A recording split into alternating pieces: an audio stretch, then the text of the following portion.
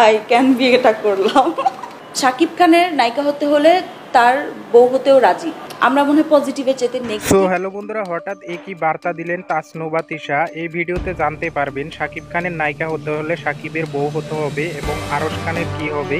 এই বার্তা দিয়েছেন, এর রহস্য কি অবশ্যই জানবেন। আমাকে কিন্তু ওখানকার হোস্ট জিজ্ঞেস করেছিল যে আপনার হাজব্যান্ড সাপোর্টিভ কিনা। আমি বলেছি ইয়েস, ইজ ভেরি সাপোর্টিভ। আমার শাশুড়ির কথা জিজ্ঞেস করেছে, আমি বলেছি she is a very nice person, খুবই মানে ভালো একজন মানুষ। এবং আমি যা বলি একদম এক্স্যাক্টলি অন দ্য পয়েন্ট বলি। আমি বলেছি বিয়ে করাটাই ভুল সিদ্ধান্ত, সেটা আমি লাইক কী বলি সার্বজনীনভাবে একটা বলেছি কথা। কারণ কি একটা নিউট্রাল পয়েন্ট থেকে বলেছে, কারণ আমার আশেপাশে আমি যত বিবাহিত মানুষজন দেখি, ডিপ ইনসাইড আপনারা যদি কেউ বিবাহিত থাকেন আপনারাও হয়তো জানেন যে আই ডোন্ট নো 95% মানুষই বলবে ভাই কেন বিয়েটা করলাম। সো আমার ফ্রেন্ডরাও সেম কথাটাই বলে, মেয়েরাও বলে ভাই, আপনারা জানেন না হয়তো, মেয়েরাও বলে যে ইস কেন বিয়ে করলাম, বিয়ে করে এখন ধুর এখন এগুলো করতে হচ্ছে হ্যান ত্যান। তো বলে, অনেক মেয়েরাই বলে। আমি কখনো রিগ্রেট করিনি যে না আমি কেন করলাম বাকি, তাহলে ভাই মানে আবার নতুন করে শুরু করার চেষ্টাও করতাম না, তাই না? ওইখানেই থেমে যেতাম। তো আলহামদুলিল্লাহ আমি ভালো আছি। আমি আমার বিয়ে নিয়ে বলি নাই যে বিয়ে করাটা ভুল সিদ্ধান্ত, বাট আমার পাস্ট এক্সপেরিয়েন্স ভালো ছিল না ডেফিনেটলি, যার জন্য আমাকে আবারও জীবনসঙ্গী আবার নতুন করে একজনকে নির্বাচন করে এখন চলতে হচ্ছে। তো আমার পাস্ট এক্সপিরিয়েন্সের জায়গা থেকে আমি তো একটা ট্রমাটাইজ এখনও আছি, ওই ট্রমা তো আর কাটে নাই। তো ওই জন্য আমি চাই না আমার বাচ্চাদেরকে ওই ট্রমাতে আবার ওদেরকে ওইগুলা গোথ্রু করতে হোক বা কষ্টটা পেতে হোক। ওই জন্য আমি বলেছি যে আমি বাচ্চাদেরকে চাই না বিয়ে দিই, ওরা আমার কাছেই থাকবে। যদি বিয়ে দিয়েও আমি বলবো যে আমার কাছেই থাকো, আমার কাছেই থাকো। মানহীন কিছু শিরোনাম দিয়ে একটা ফুটেজ দেয়া হয় যে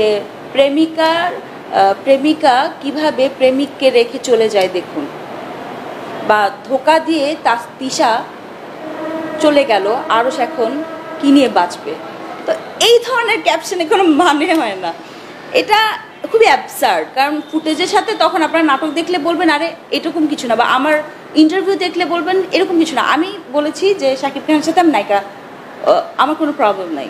তখন আমাকে জার্নালিস্ট বললো না আমরা তো শাকিব খানের নায়িকা হতে হলে তো আবার তার সাথে বিয়ের গুঞ্জন শুরু হয়, তাহলে আমি তখন বলছি ওরে বাবারে বাবা, না ভাই দরকার নেই, আমার বিয়ে শাদির এগুলার শেষ আমার, এখন আর ওটার দরকার নেই, কাজ হলে আমি হ্যাপি। ওইটাকে কেটে কীভাবে বলা হলো যে শাকিব খানের নায়িকা হতে হলে তার বউ হতেও রাজি তাসনু বা তিশা।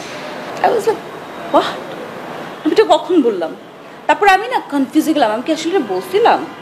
নো ওয়ে, আমি এটা বলি নাই। অ্যান্ড আমি ভিডিওটা দেখে আমি ভাই এটা খুব বাজে জিনিস, এটা খুব বাজে প্র্যাকটিস, এবং এটার শিকার আমি কেন, আমার মনে হয় অনেক আর্টিস্ট হচ্ছে। এটা বন্ধ হওয়া উচিত। এবং আপনারা যারা জার্নালিজমে আছেন, আপনারা জার্নালিস্ট যারা আছেন, আপনাদের উদ্যোগ ছাড়া এটা সম্ভব না। এটা শুধুমাত্র আপনারাই পারবেন বন্ধ করতে। কারণ কিছুদিন আগেও আমি একটা বেশ বাজে একটা সিচুয়েশনে পড়েছিলাম, সেটাও হচ্ছে একজন ওয়ান অফ দ্য, এবং সে সাংবাদিক পরিচয়েই গিয়েছিল, সাংবাদিকদের সঙ্গেই গিয়েছিল। আমি আবারও বলছি, একই গাড়িতে সাংবাদিকদের সঙ্গে গিয়েছিল সে লোকটা। তারপরে গিয়ে সে তার ফোনে, আপনি যেমন ফোনে আপনারা শ্যুটটা করছেন, সে ফোনে শ্যুট করেছে আমার বিভিন্ন সময়। আমি বসতেছি করতেছি যে আমার অ্যাসিস্ট্যান্টের সাথে, ও হচ্ছে আসছে ফ্রেমে, এরকম বিভিন্ন জায়গায়। This not done. আমাদের তো ফ্যামিলি আছে, এন্ড অফ দ্য ডে আমাদেরও বাচ্চা আছে, আমাদের বাসায় মা আছে, আমাদের বাসায় আমার শাশুড়ি আছে, ননাস আছে, সবাই আছে। ফ্যামিলি মানে ভাই আপনারা বুঝবেন, যাদের ফ্যামিলি ম্যাটার করে তারা বুঝবেন। তো মেনটেন করা কিন্তু অনেক ডিফিকাল্ট, আর একটা মেয়ের জন্য তো অনেক বেশি ডিফিকাল্ট। বাংলাদেশে এখন মানে আমরা যে দেশে আসলে জন্মেছি, আনফর্চুনেটলি আমরা একটু হয়তোবা জাতি হিসেবে একটু কিছুটা হলেও একটু বেশি জাজমেন্ট করতে চাই সব কিছুতে, কম আর বেশি। সেক্ষেত্রে আমরা মনে হয় পজিটিভের চাইতে নেগেটিভ ওই যে কথাগুলোকে বেশি ক্যাচ করি। আমি যদি রেশোর কথা বলি, এই রেশোটা বেশি। তো আমরা কেন ওই জিনিসটাকে আমরা উৎসাহিত করবো? আমার মনে হয় এটা করা উচিত না।